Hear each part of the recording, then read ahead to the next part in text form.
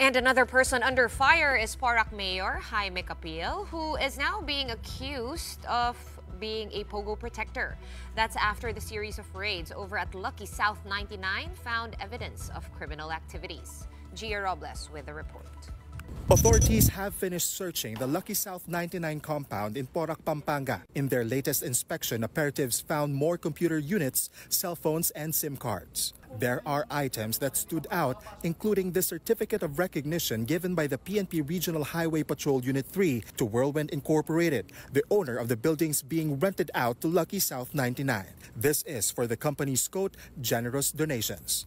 Kung gaano ka generous o gaano kalaki o paano ang tulong na ginawa din, malalaman natin yan siguro. Of course, with the coordination na gagawin natin with the concerned agency. There were also appointment papers found in the pile dating back to the term of former President Rodrigo Duterte. The appointment was for the office of former palace spokesman Harry Roque. There was also an affidavit of support with Roque as the undersigned. How the papers got there, Roque said he has no idea, but he does represent Whirlwind in an ejectment case.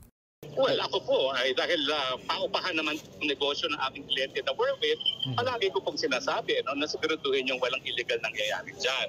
At siguraduhin nyo na kapag hindi lisensyado ang inyong lessee, huwag kayong papayag.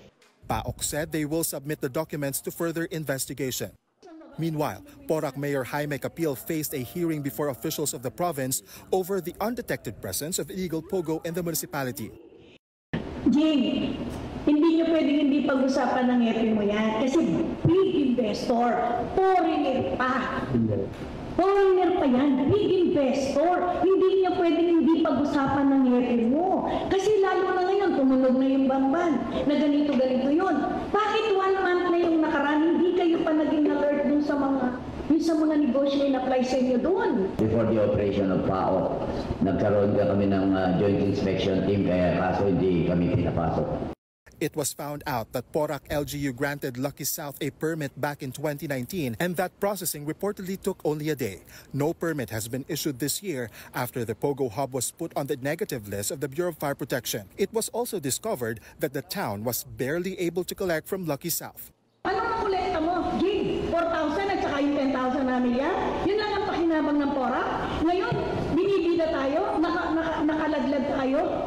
Capil insists that they have tried to enter the compound but failed.